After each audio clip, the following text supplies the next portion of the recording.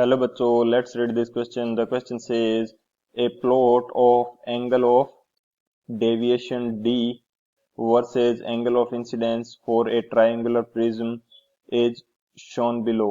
The angle of incidence for which the light ray travels parallel to the base is option A 30 degree, option B 60 degree, option C 45 degree and option D data insufficient.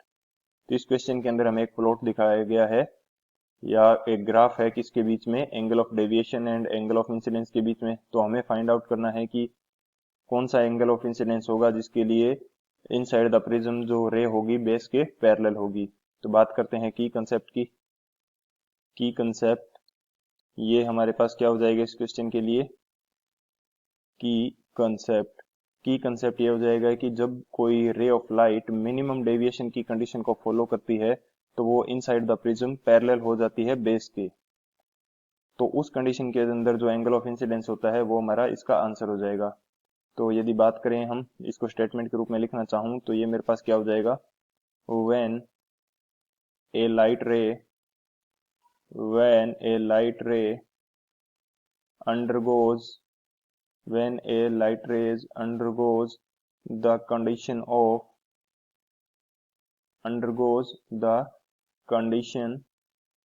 minimum deviation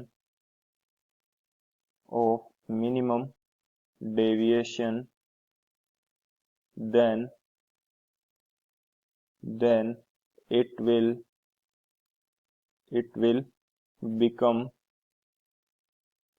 become parallel to the base of prism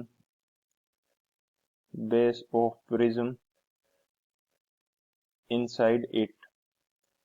यानी कि ये रे जो है minimum deviation को यदि follow करती है तो प्रिज्म के अंदर ये प्रिज्म के बेस के पैरेलल हो जाएगी।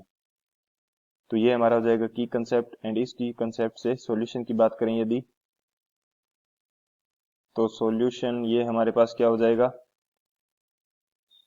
फॉर मिनिमम डेविएशन जो एंगल ऑफ इंसिडेंस होगा ये हमारा आंसर हो जाएगा।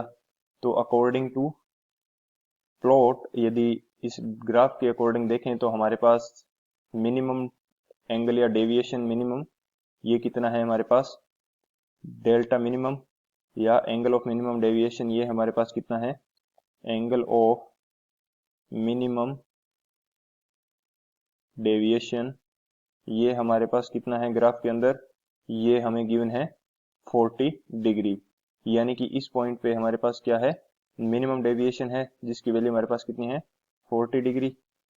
एंड इस 40 डिग्री एंगल के लिए जो एंगल ऑफ इंसिडेंस है वो कितना है, फॉर दिस जो आई की वैल्यू है यानी कि एंगल ऑफ इंसिडेंस आई की वैल्यू है ये हमारे पास कितनी गिवन है, ये हमें गिवन है 45 डिग्री। तो ये हमारे पास क्या हो जाएगी 45 डिग्री। एंड मिनिमम कंडीशन के अंदर जो रे होगी वो प्रिज्म के अंदर बेस के पैरेलल हो जाएगी। तो हमारा इस क्वेश्चन के लिए जो एंगल ऑफ इंसिडेंस हमें फाइंड करना था ये हमारा कितना हो जाएगा 45 डिग्री। सो यदि बात करें ऑप्शंस की, कौन सा ऑप्शन हमारे पास करेक्ट हो जाएगा, जो ऑप्शन सी है ये हमारे पास करेक्ट ऑप्शन हो जाएगा। So option C is the final answer. I hope you understood it well. Best of luck. Thank you.